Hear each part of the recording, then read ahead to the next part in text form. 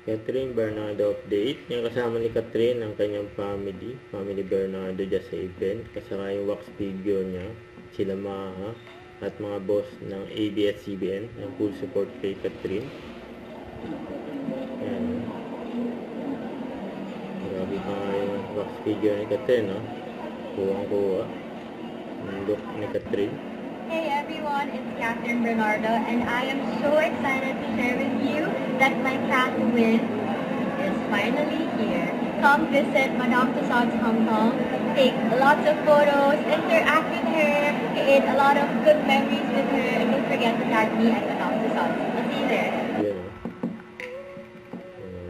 yung kamukha ni Catherine, eh. Yung wax figure niya, ayan, oh. Congrats kay Catherine. Solid yung paggawa ng wax figure. Kulit pa nga ni Catherine.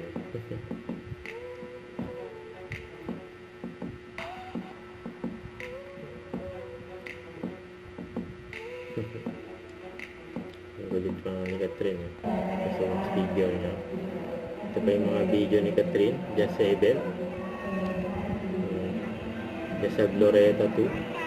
So, Madame Tussauds Hong Kong, wax figure with beer.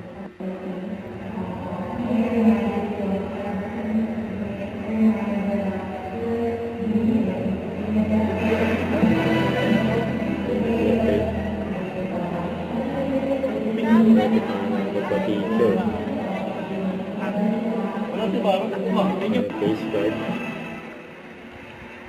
Here we go, and the lead here about to ready to meet her in the left right now. Yes, coming.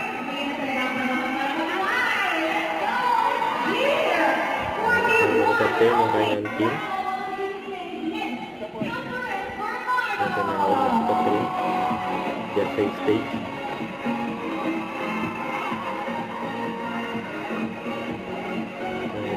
Nakita si mga women. Diba? Alright, and tama. So first off, Catherine, I'd like to know how you're feeling right now in this moment. Take it all in. Go ahead, for Memorito. Right now, like we are about to finally unveil your wax figure, right? As in, ito na yung moment na inaabangan natin. We waited for like a year. When we did all the measurements and everything, we saw the video. It was August.